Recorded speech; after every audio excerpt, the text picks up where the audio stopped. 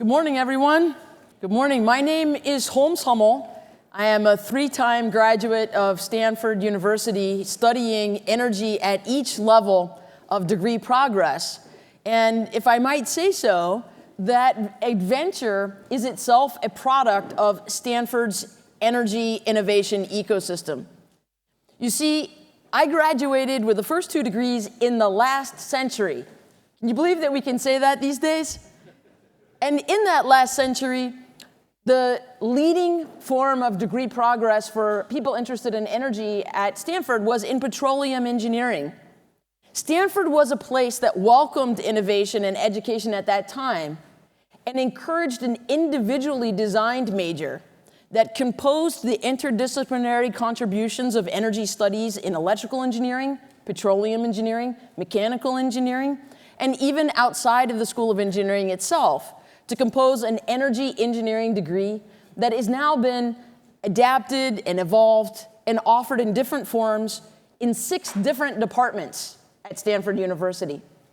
I can say that because there's a staff of 6 senior undergraduates who are now leading the founding class of residents at the Explorer Energy House. It's part of Stanford's energy innovation ecosystem to create a co-located residence hall where 80-some scholars who are interested in this convergent space can co-create 24 hours a day. As the founding resident fellow, I'm excited because my own experience at Stanford featured residential education, including living in Stanford's ethnic theme houses, which have pioneered this groundbreaking form of interdisciplinary advancement. This morning, we are here to celebrate and to explore farther Stanford's energy innovation ecosystems through the expressions of interactions with the companies that are here sponsoring today's events, and celebrating the successes of 3 companies that have had a head start on 20 companies you will hear about later this afternoon in the showcase. So I encourage all of you that are standing now, because we are at capacity, to stay with us all day long to see not only the 3 companies that are coming up next, but those that will be showcased at the end. The Silicon Valley Energy Startup Success Stories panel is the first plenary session of panelists that I think will set the tone for what we need and want to co-create together as part of Stanford's energy innovation ecosystem. I'm going to introduce briefly each of the 3 stars that will join me on stage. Then we will we'll take 3 rounds of questions and turn our attention to you. First is Amit Narayan. He's the founder and CEO of AutoGrid. From 2010 to 2012, Amit was the director of the Smart Grid Research and Modeling, Smart Grid Research in Modeling and Simulation at Stanford. As the former director of that research program at Stanford, he did have some advantages in spinning out AutoGrid, because here he led an interdisciplinary project that was relating modeling, optimization, and control of the electric grid and all of its exposure to the associated market opportunities when we add flexibility. You'll be hearing more from Amit personally in a moment, but I want to also acknowledge his accomplishments are born from his own endeavor to qualify his research products through training in electrical engineering at the Indian Institute for Technology in Kanpur and a PhD at the University of California at Berkeley. He has published over 25 papers about design automation and holds 7 US patents as an active advisor to many Stanford-related and beyond startups. Next, we'll have Jackson Switzer, the Senior Director of Business Development at Redwood Materials. Redwood Materials, as you'll soon learn, is a battery materials company creating a closed-loop domestic supply chain to power a more sustainable future. In his role, Jackson oversees partnership development with the world's biggest battery makers, EV manufacturers, and consumer electronics OEMs. Jackson spent 7 years on the forefront of the global lithium industry at Albemarle Corporation, and in his engineering background, he holds a PhD in chemical engineering from Georgia Tech. I want to welcome last of the 3, Tim Holme, co-founder and chief technology officer of QuantumScape, a leading developer of solid-state lithium metal batteries designed to enable greater energy density, faster charging, and enhanced safety to support the transition away from our legacy energy sources. Tim conducted his PhD in mechanical engineering with Professor Fritz Prinz at Stanford, working on the material science and electrochemistry of energy conversion and storage devices. He also holds a master's degree in mechanical engineering and a bachelor's in physics from Stanford.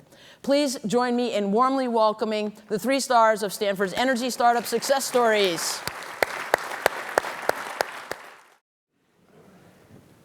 Welcome, friends.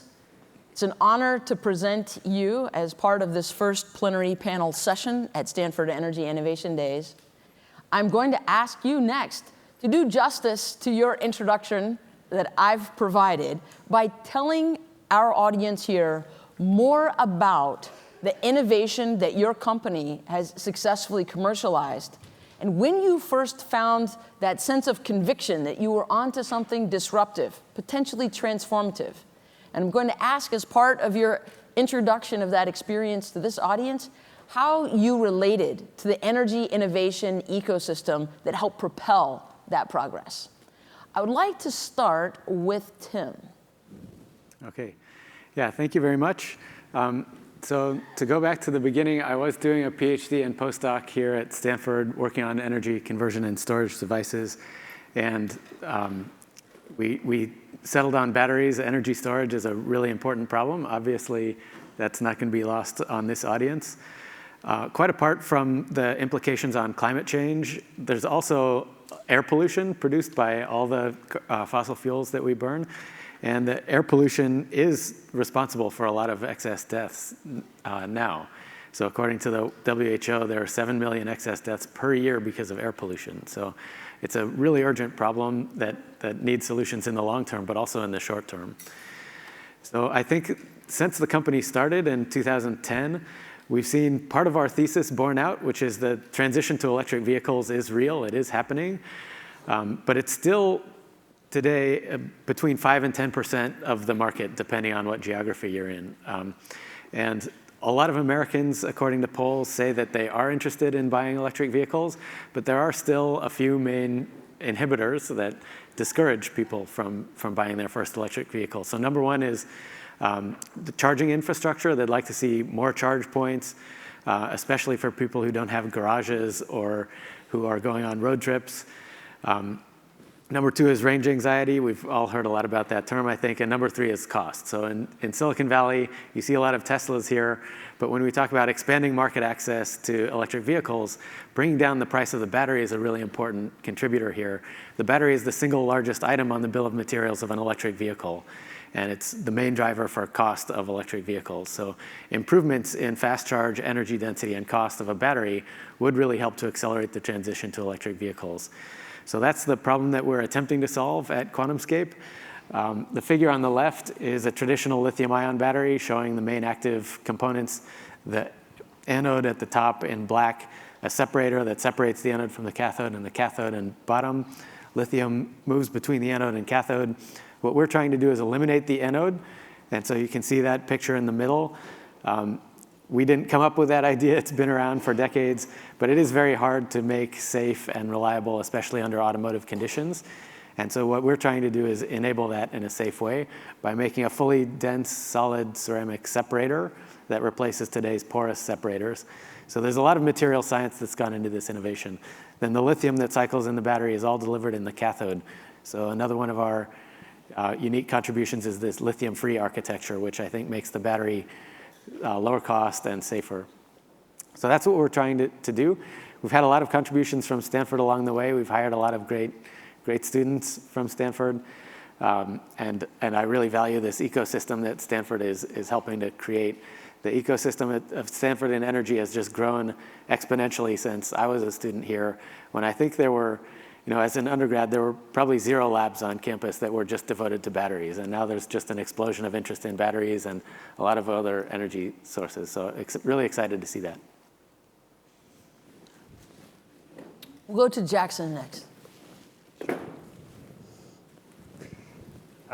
Yeah, hi, I'm Jackson. I'm Senior Director of Business Development at Redwood Materials. Redwood Materials is first and foremost a sustainable battery materials company. And when you think about battery materials, we talk a lot about electric vehicles and EVs, and the most important part of those electric vehicles, of course, are the batteries. And then the most important part of those batteries are the battery materials. And we're specifically focused on 1, cathode active material, and then 2, copper foil.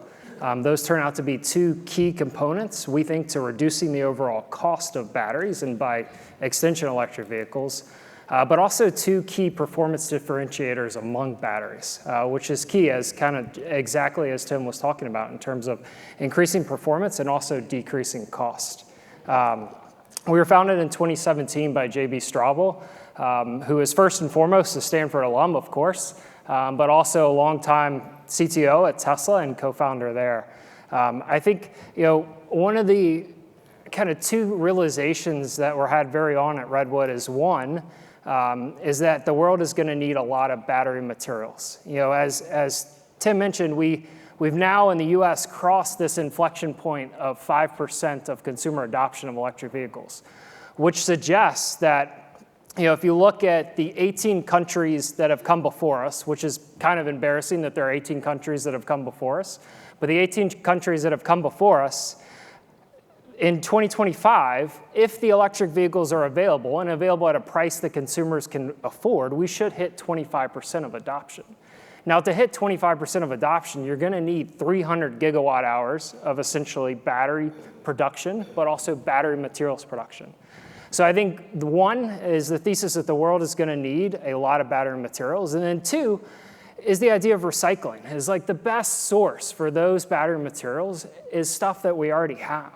It's how can we essentially reuse those metals, and they're reusable infinitely. So it's how do we collect, how do we recycle, and then how do we quickly get those materials back into new battery materials to produce more EVs. In terms of our interactions with Stanford, it's so intertwined, it's hard to kind of like separate the 2. I mean, there's obviously JB, who has spent an enormous amount of time at Stanford with, dates back to what I would say the solar car team. But even today, we have ongoing collaborations with Stanford, with Sally Benson and Will Tarpey, and they're actually helping us complete a life cycle assessment of our overall recycling processes. But also a great feeder. I mean, a lot of our new young employees, we recruit heavily out of Stanford. And we will need, tons and tons of engineering. So yeah, that's what I would say. Jackson, it's now a time for you to dazzle this crowd with the sense of scale for the first gigascale facility that you have in Nevada. Yeah, sure. So, we're focused on, out in Nevada in the desert, we're focused on building 100 gigawatt hours of battery materials production. And rather than slides, we put together a short little video just to kind of show you what that looks like from recycling to battery materials production. I think that Lincoln or his colleagues have that queued up for us.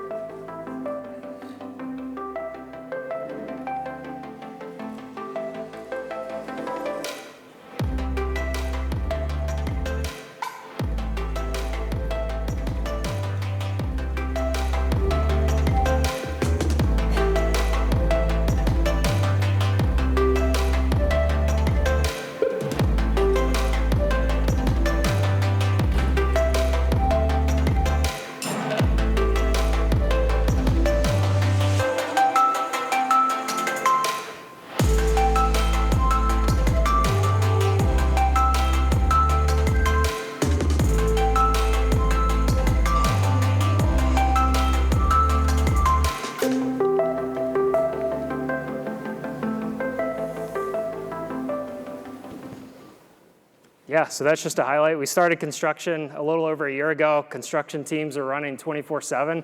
It is all a matter of scale and speed at this point. Jackson, thank you. We're going to come back to this story, but I have to say, I've seen that movie half a dozen times. And I'm like, is that real? Is that actually happening? Have I just lived a quarter century of my life working in the energy industry to get to this moment where that picture is real?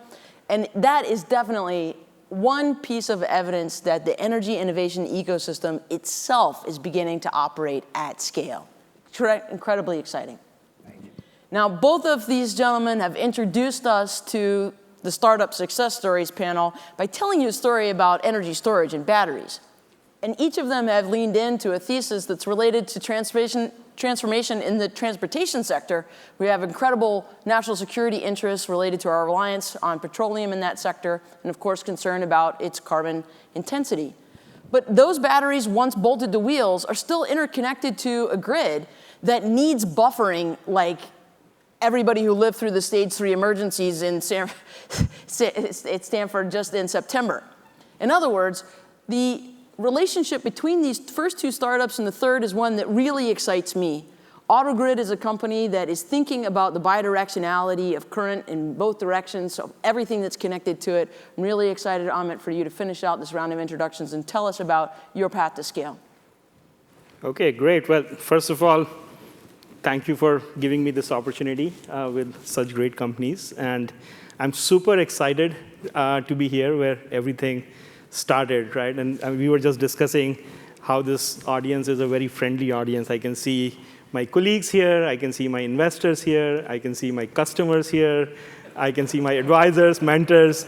And so, I mean, I think if you're thinking of an idea right now, you can basically see the power of Stanford ecosystem and start a company, because you can validate the idea, you can get the money, you can assemble the team, you can find first few customers.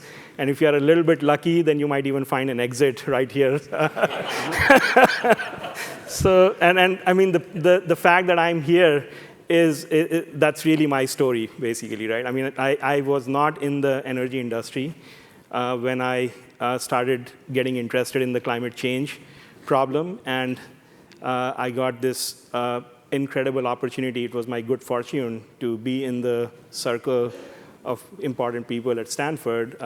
And so my fledgling idea all those years ago was that, oh, I've done a lot of optimization and software development to keep up with the Moore's law in the semiconductor industry, which is what I was working in. And maybe I can apply some of those insights into the power systems, because after all, the laws of physics don't change, and especially the Kirchhoff's laws of physics are something that we were working with in the semiconductor area. So that was just the seed of an idea, and it got wings through the Tomcat grant, which I think Arun was, and E, you were talking about earlier. I think I was the first batch of companies that got a small seed grant. And that gave me the opportunity to start looking at things from the first principles. And I think one of the first things that we said that, OK, one of the scalable paths toward decarbonization is electrification, and then making sure that that electricity comes from renewable sources like wind and solar. But of course, the fundamental challenge when you say we are going to have 100% or near 100% energy coming from renewables is to deal with the intermittency of renewables. And so, so the very next question was, how do we solve this problem? And we said that we need to find ways of flexibility. And historically, the power systems have worked where you find this flexibility on the supply side. You build these so-called peaker plants, and sometimes they are run by natural gas. A lot of times they're run on even older fossil fuel oil, and so on. So, I mean, that seemed like a silly way of doing things. Like if for every megawatt of wind, you have to build a megawatt of fossil fuel just to back it up in case the wind is not blowing, then that defeats the whole purpose of deploying wind. So we said, OK, maybe there are other places where we can find flexibility. And sure enough, flexibility was all around us in this building. I mean, you have building management systems. It has thermal mass. You can modulate it. If you're driving an EV, I mean, I was one of the early sort of drivers of EV. I mean, the car is sitting in the garage for most of the time, and either at work or at home. And there's a battery in there, which if you can tap into, can provide flexibility. In California, we have more than 1 million EVs now. There's a lot of batteries on wheels that can provide flexibility. Your thermostats in the home. So we said, how do we harness all of this flexibility, which is all around us? And then the next obvious question was, OK, to be able to do this, we need to leverage some of the technologies that we have built in other domains, namely, how do we deal with all the data that is coming in? How do we deal with the Internet of Things? which were a macro trend at that time. So we said maybe we can leverage all these technologies to connect to various assets which are going to get deployed more and more around us, and that will give us a pathway for finding this flexibility. And then, of course, as we dug into this more, we realized that a lot of these assets are going to be owned by customers or end users like you and me. So it was not the conventional architecture of the grid, which is very command and control centric, where the utility takes control of your assets, would probably not scale, because if I have a car, I don't want it to be drained out of battery when I need it. So we needed to build a system which was much more customer friendly, which understood end customer preferences, which learned based on that and adapted the control around what the customers are willing to do and when they're willing to give access to their assets. So that led into this whole idea of how can we understand customer behavior, and then how can we start shaping it, and that gave rise to all the machine learning and AI work that we ended up applying to this. So practically the entire validation of that story happened on the campus. We built some simulation tools to show that it can work. And then, of course, if you are at Stanford, and I was only half joking, right? I mean, like, people want to come and invest in all the research ideas here, right? So we were able to find some very supportive investors, and some of them are in the room. And at times when the going was tough, I think some of them kept the faith even more than I would say I had. So we survived the cycle, and today we are operating what we call a virtual power plant. So it's an idea of optimizing all the assets which are around us, whether it's a battery in a home or a solar rooftop or EVs, and we can then collect the data from these assets. We forecast what the state of the overall system is going to be, and then based on the customer constraints and preferences, we can take control actions and optimize. So this whole thing is working in the background, and customers have full control on when they participate and how much they participate, but it's helping create more sustainable sort of grid. It's allowing development of more EVs and more renewables. So we work with both utilities on one side, who are trying to encourage adoption of renewables and want to keep their grid reliable, but we also work with a whole ecosystem of partners who are building these new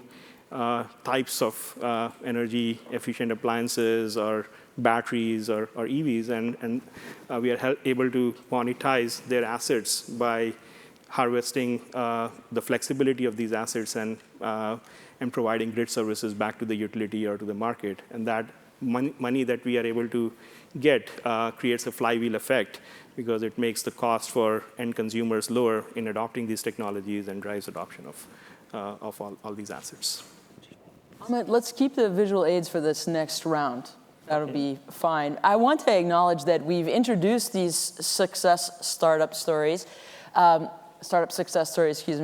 in order of commercialization. And I just want to ask Amit for a couple of quick stats. What's the total gigawatt scale of the capacity that you are able to flex, and how many different countries are you exposing this type of technology? How many different markets?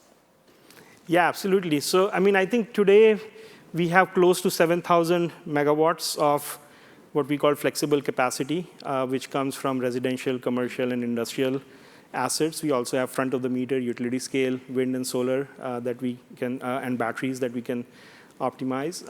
And just to put that in perspective, that's more than all the peaker plants in the state of New York, or roughly about that. And right now, we are active, last I count, we're in 18 countries. So we'll talk about speed and scale a lot, but that has been one of the key sort of drivers in terms of how we have tried to build our business model and technology to be able to deploy. And COVID, in some ways, actually was an accelerator for cloud technologies and virtualization of energy systems and so on. So we actually grew through the COVID, like last 2 years were some of the best years that we have had in terms of growth of revenue as well as megawatts under management. Well, even at that gigawatt scale, I think it's important with some degree of humility to point out that that's actually still pretty small. compared to the size of our challenge. And not an undue sign of disrespect to our entrepreneurs, but we're going to need a whole lot more of everything you just heard about with a couple of additional zeros. So my next question to these three all-stars is, thinking about the challenges you face ahead, what do you seek out of the energy innovation ecosystem to help propel you through the most daring next phase of your climb? That's a good question. I might point to three things. We'll call them hard, harder, and hardest. Hard would be to continue to educate the high quality, high caliber of students and future workforce members that you already are. Harder would be to think about ImageNet as the catalyst of modern day AI. ImageNet was the database of about 1 million labeled images that Fei-Fei Li launched out of Stanford that really helped AI become what it is today. I would like to see that in materials. So I think there's a materials project that has started that's really interesting that covers some subset of solid state materials. I would like to see equivalent data sets like that for liquids, molecules, other materials like that. It seems that it was enough in the 60s to get a publication to say, I've measured the diffusion constant of oxygen in this material, but that doesn't get published today. But maybe a more ambitious or aggressive, wide-sweeping attempt at that would get a publication. If, here are materials properties on 10,000 or 100,000 or 1 million materials. That is something that I think would really help not only batteries, but all cutting-edge materials research. And then hardest might be a deeper understanding of process mechanisms. So I think a lot of people now are coming to terms with, okay, I can simulate a material and understand how it performs. But that's only a given crystal structure with no impurities and a small number of atoms if you're doing DFT or atomistic style calculations. But understanding how we got there. We have a reactor, we know the inputs, we know its temperature and pressure, it produces some outputs. But understanding that black box to a greater degree would be, I think, a huge help for all these materials systems that depend on scale of production. So for example, BASF was at a conference at Stanford a while ago. They make cathode materials at super high volume for batteries. And they still make everything in small, several kilogram batches, even though they're trying to operate at the megaton scale, because they don't have a good enough understanding, as they admitted, to how that process scales to be able to scale up from several kilogram batches. So they just make many of those batches in parallel at high speed.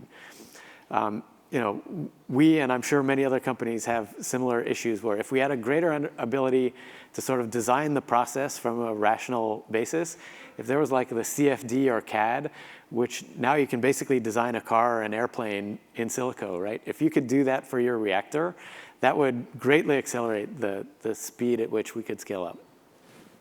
Dynamite. Who's next? Sure. I think scale has been a topic that we have been pretty obsessed about since the very beginning. And I would say that there are a few things that we feel we did well, and there are a couple of places where I think we need to do a lot more. So I think in terms of scaling, first thing that we always thought about was scaling of technology, like with all the data that is coming in, how do we harness that data, but also we are solving a very complex optimization problem at the end of the day. So, and then this, to put it in perspective, if you take one nuclear plant which generates 1 gigawatts, and now you say I'm going to replace it with Tesla Powerwalls, and I'll need 200,000 of these, the amount of data is orders of magnitude higher, but the optimization problem is actually exponential in the number of variables. So how do we scale? How do we leverage cloud? How do we leverage distributed optimization? That was a hard problem. It's something that we understand here at Stanford and Silicon Valley well, but we had to bring a lot of innovation to be able to do that right. I think the second thing, which personally at AutoGrid, I think we did really well, was creating an ecosystem around our software. So we focused on the problems that we thought we could solve ourselves.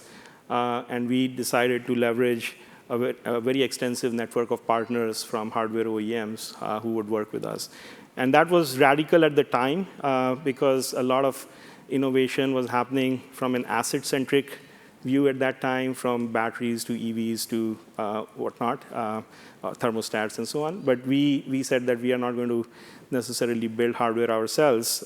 We will be a neutral platform where we can leverage innovation that's happening and actually just be an accelerator on that innovation. And that worked out well for us because not only were we able to leverage innovation from the broader ecosystem, it helped us grow faster. We could leverage their sales as well. And also, it created a moat for us. John Hennessy talked about it, because now we connect to more things than anybody else. And that means that our customers on the utility side can offer more services to the consumers. And then anybody who's making these things and consumers have more choices by which they can monetize their assets and so on. So that was good.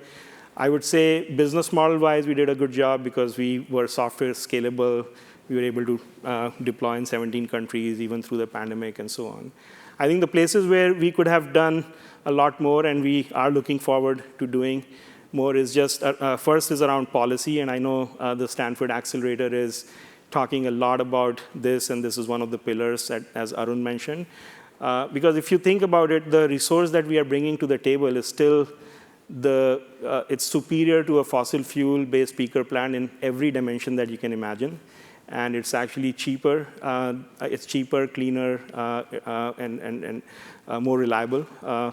And we still don't see as much discussion around it. Even when California is spending $5 billion on bringing back nuclear for a few hours during the year, we don't see a discussion around virtual power plants. So there's a lot more that can be done there around policy and engaging policymakers, and that's certainly something of a lesson. And I think last but not the least, I think climate change is all about engaging communities, right? And especially when we talk about DERs and bringing end users into this work. So by taking the role of a software vendor, we have kind of left that problem to some of our partners, and some of them have done a really good job. Others not so much, and we feel that it also has left a lot of friction in the market in terms of bringing all the pieces together. So we have started taking a lot more direct role in becoming a market maker so that we can be a single point of interface. Whether it's a utility, they don't have to go and worry about hundreds of different types of technologies that are coming on their network, and vice versa. If you are an equipment manufacturer or you're building something cool, which can add value to the customers, I've seen the biggest friction is actually you still have to deal with utilities, and utilities are, as many of you and I think my colleagues from the utility will agree, are not the easiest of the entities to deal with, right? So we specialize in that work, and we can make it very easy for these partners to monetize their innovation against the utilities. And there are 3,000 utilities just in US, so it's a very heterogeneous environment.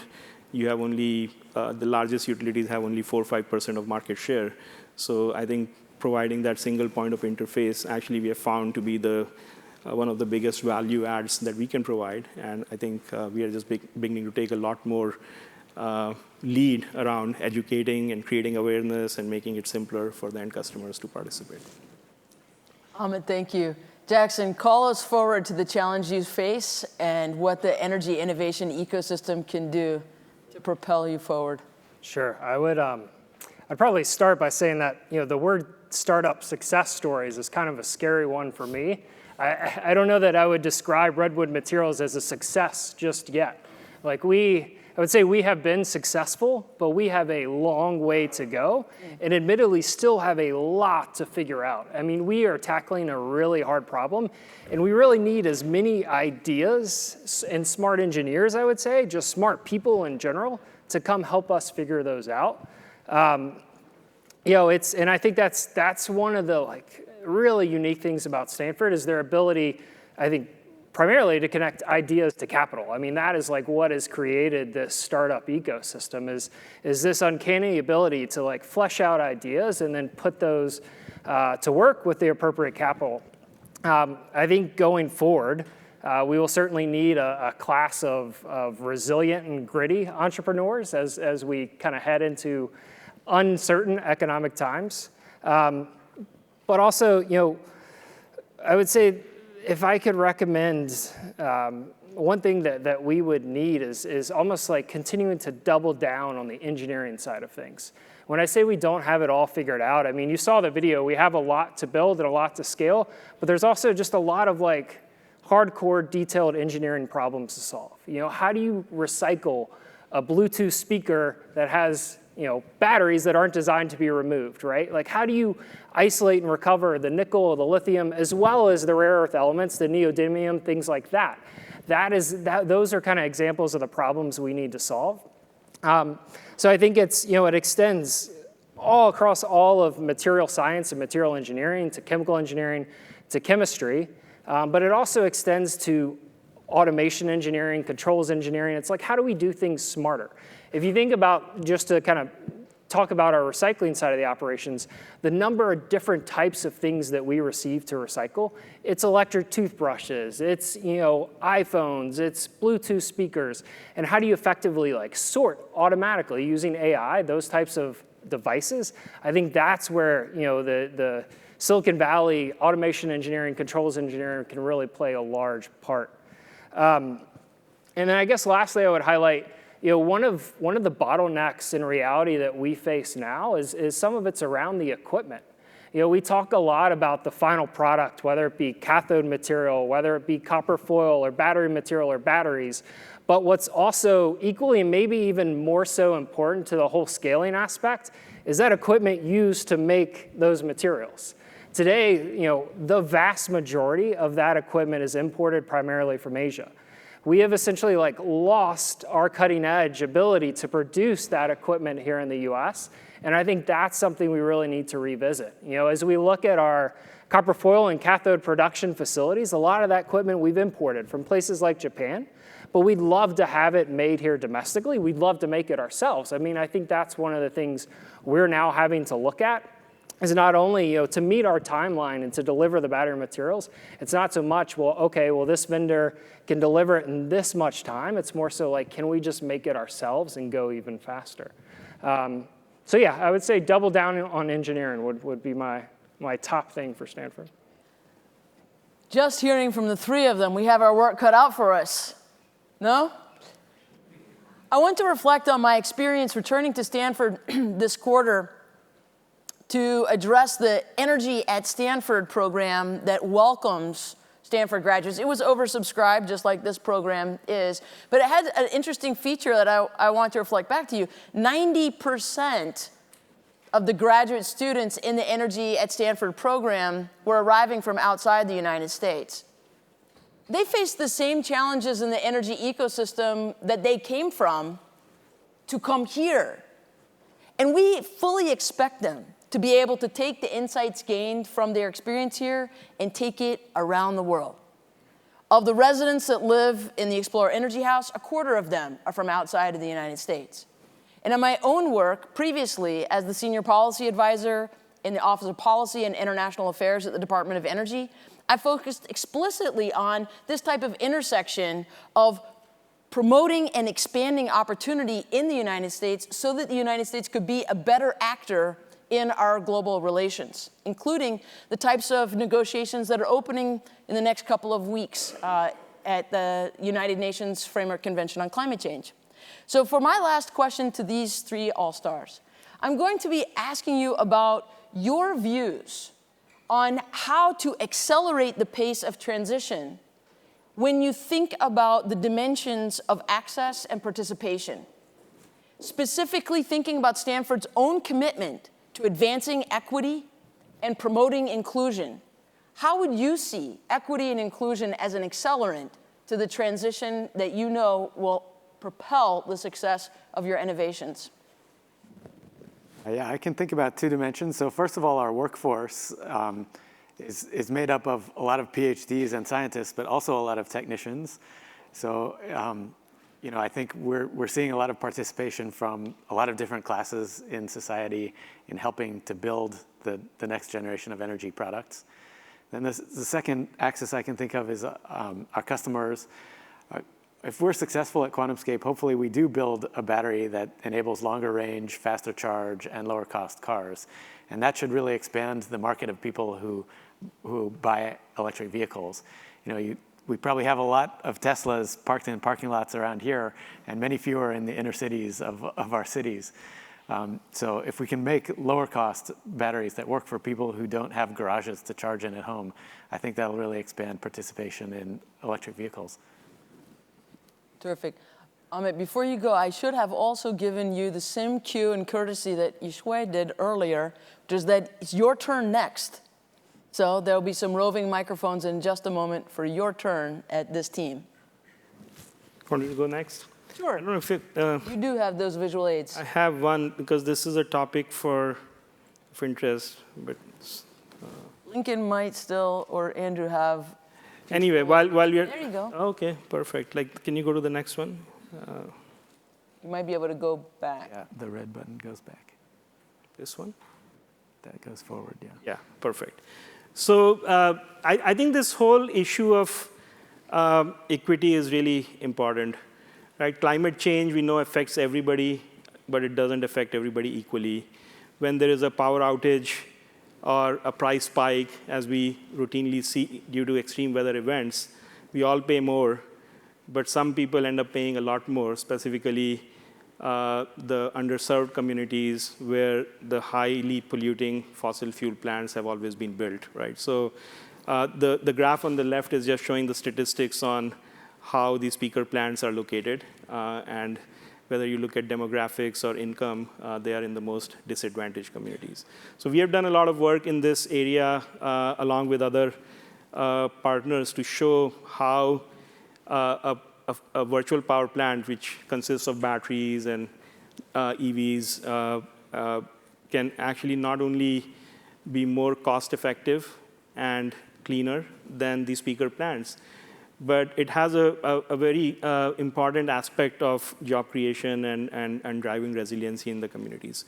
So when you build a large-scale plant, right, I mean, whether it's a fossil plant or even large utility-scale batteries and so on, a lot of money investment actually ends up going in the pockets of the developers who are building these plants. But when you inherently say that I'm going to drive more microgrids, or I'm going to drive more batteries or EV adoption in these communities, it's making these communities more resilient directly, and also it's driving job creation, because a lot of these installations are done by local labor force and so on, right? So it has this dual benefit of creating a flywheel and driving resiliency and job creation while reducing the climate impact of these fossil fuel based plants. So we like to say that what is good for the planet should be good for the people, and that's really, I think, a way of doing that. Thank you. I think I would probably highlight three things. One is, as Amit mentioned, is climate change affects disadvantaged communities disproportionately. That is no longer a subjective statement. I mean, that is kind of proven with fact now in terms of whether it be hurricanes or floods or extreme heat. I mean, that is something that we all have to realize. So I'd say that is one, is like we've got to tackle that from a systems level view and really focus on reducing the effects of climate change. Obviously, we've got to electrify everything that we can, ideally using carbon-free electricity. Number two, I would say, along with the disproportionate effect, is that to do that and to electrify the fleet in particular, we've got to bring down the cost of an EV.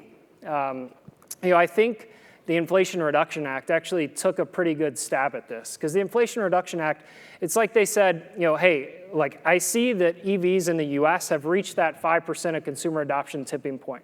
If an automaker can make a good EV, a consumer will buy it.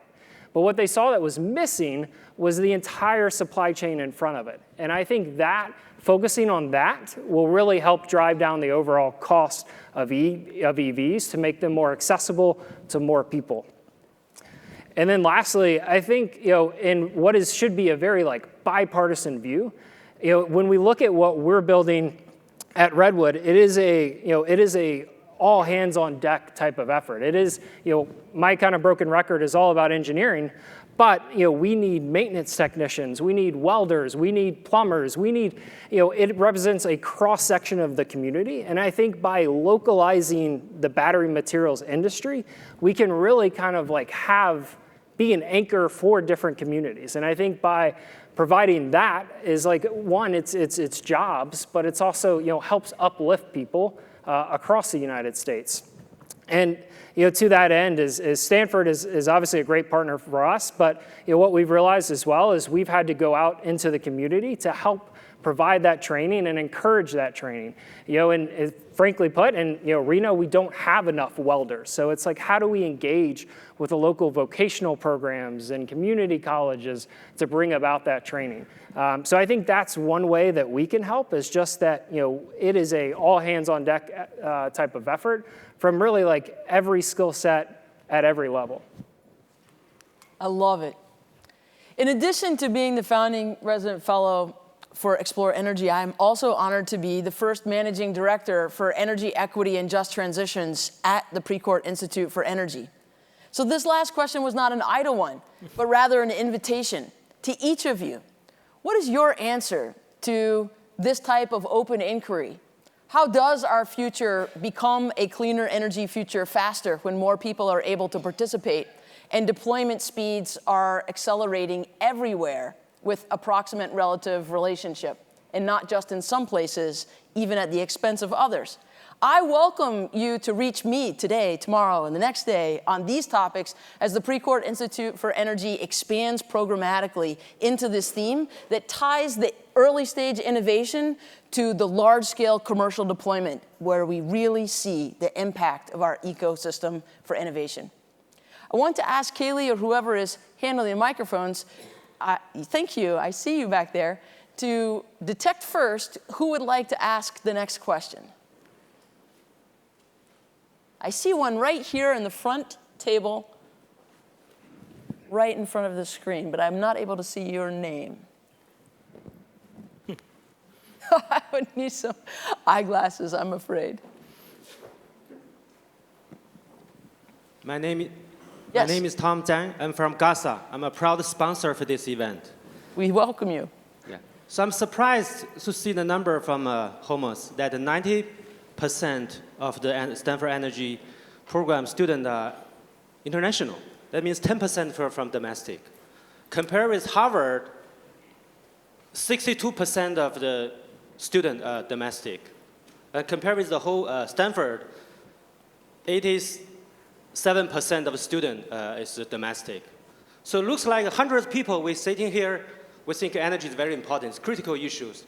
But the kids have different opinion. They're voting with their feet. They choose different programs. They don't study energy. So I'm ask Holmes why it's happened, and should we do something to change that, to make our generation, the kids, study energy? I welcome this line of inquiry. The next person can ask an inquiry for our all-stars here, but I am definitely going to field Tim's interest here by clarifying. The Energy at Stanford program is one I hope you all know about. It's for welcoming graduate students to Stanford. Imagine thinking of it as new student orientation for people who've just landed on a completely new campus. And so in some ways, it stands to reason that the vast majority of people who are voting with their feet to get well-oriented to Stanford are people who have never been here before. That's not representative of the total population of all graduate students. It's frankly a reflection of the number that we can get into that program, which is at maximum capacity. Could we expand it? Maybe we should talk about that here as part of the ecosystem.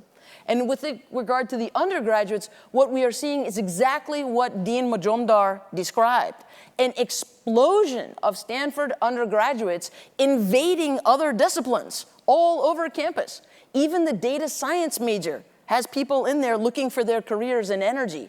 They're majoring in data science. You wouldn't detect them in the energy resource engineering department, but if that's the only place that you're looking for people who are change makers, who understand what time it is and what we have to do to answer the calls of our time, you will find them practically everywhere, even in comparative literature and diversity in the arts. I have been amazed at the ecosystems that we're seeing of creative and ingenious solution sets for communications, engineering, and early stage science and commercialization at Stanford. Who has the next question? Kaylee has the mic, but I can't see with these blinding lights.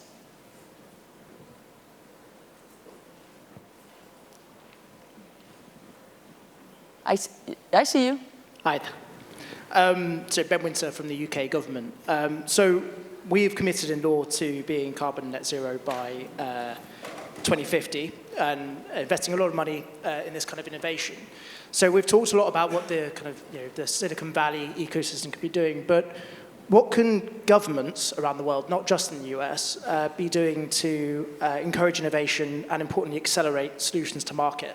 And also I wanted to get your views on whether you think the US is on the right track at the moment.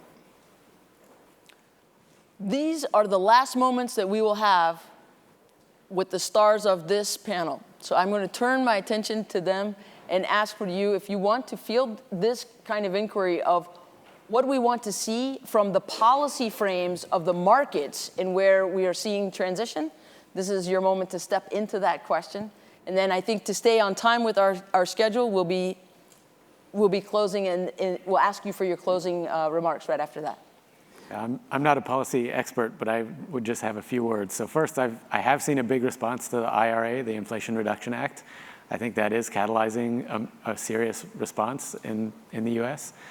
I'd also say that to the extent that we have regulations that inhibit the fast turn-on of, say, new extraction sites for lithium or cobalt or nickel, if we could narrow down the environmental review, I've heard that to turn on a new mine might take 10 plus years, and if it takes 10 years, that's about 2 or 3 years of shovels in the ground and 7 or 8 years of environmental reviews. Now, I'm not saying shrink that to zero. We need to have environmental reviews, but could we streamline that process so that we turn on new extraction sites at the same time as we're doing a lot of recycling, hopefully? And if there's any areas in which we're still subsidizing fossil fuels, I would question why we would be doing that. Maybe I can just quickly add to that. I mean, we actually benefited quite a bit from the support from the government through the ARPA-E program early on and even now. So I think just an ecosystem which promotes innovation supported by the government. It's not easy to do, but we have some models here in the form of ARPA-E. I think that was instrumental in me personally, first of all, making a transition into a new domain and finding an agency which would actually be willing to take the risk and bet on people who didn't know the domain as well, but were trying to bring ideas from other domains that they thought would be useful, was very unique. And I think I've not seen that as much around the world. So I think there is an opportunity to foster that innovation ecosystem where people from other domains, and to Holmes' point earlier, people are clamoring to get into this space. Everybody wants, like at Stanford, I mean, I'm a proud parent of a Frosh. I mean, they all want to work in the sustainability climate space. So being able to foster that at the government level, and then, of course, at Stanford with the accelerator and so on, and the new climate school, being able to bring people from the industry who may not have historically worked in the space but are motivated to make an impact here. Just how do you create a program around that would be fantastic. Yeah.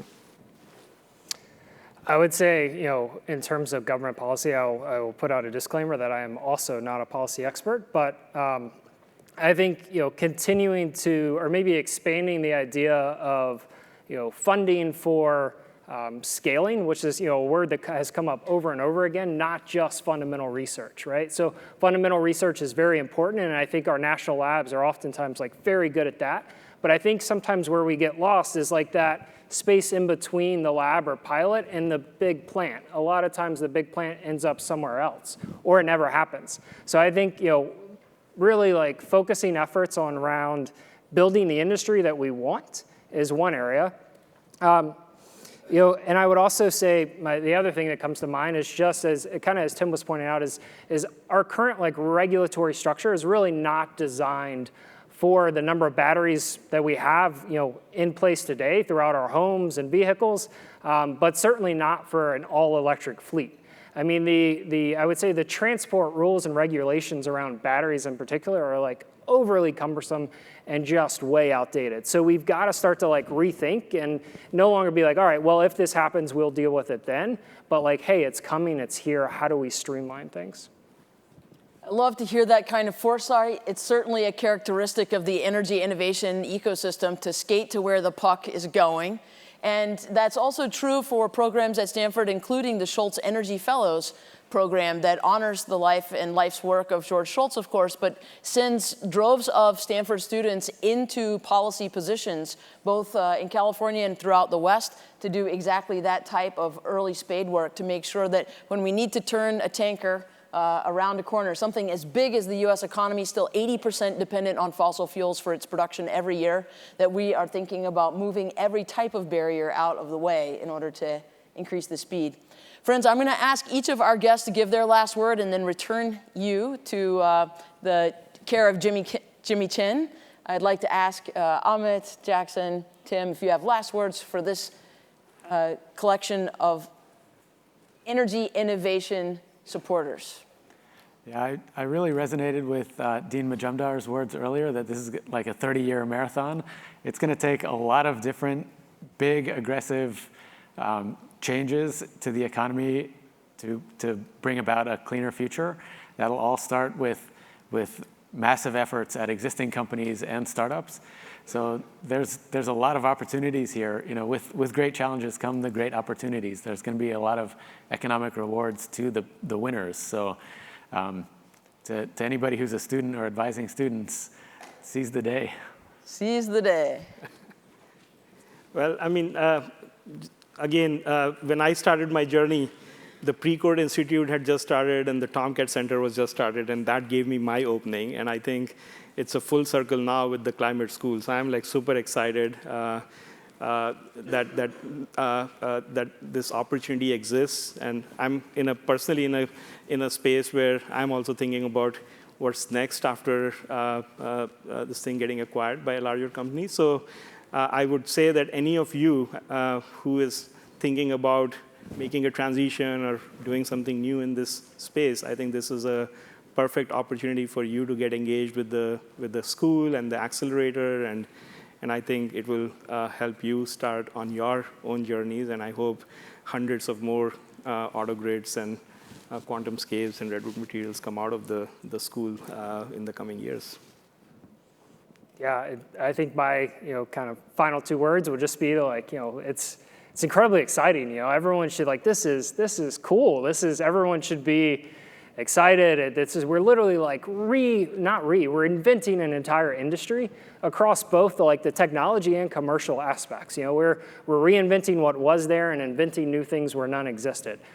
So I think this is just kind of a turning point in the US. What resonated with me earlier is someone mentioning oh, I can't believe the combustion engine has actually been around so long. I would second that. When you take a look at it, you're like, wow, you guys really stuck onto this and continued iterating. It's really surprising that we didn't get rid of that a long time ago. So I think now is a turning point. It has momentum. Exactly as Tim said, time to seize the day and let's do this. Friends, I want you to join me in thanking our guests today. But when you do, and when you express your appreciation for them, I hope you will remember the types of appreciation that we've just heard from them. The Tomcat Center, the Precourt Institute, the origins of GCEP that led to the Precourt Institute, the precursors to Redwood materials that we saw in the earlier battery supply chains that are revolutionizing the transportation market, the people who are focusing on extraction and supply chains around the world with safety and health in mind, no matter how difficult that task may be. Please join me in thanking them and all of the investors in the energy innovation ecosystem.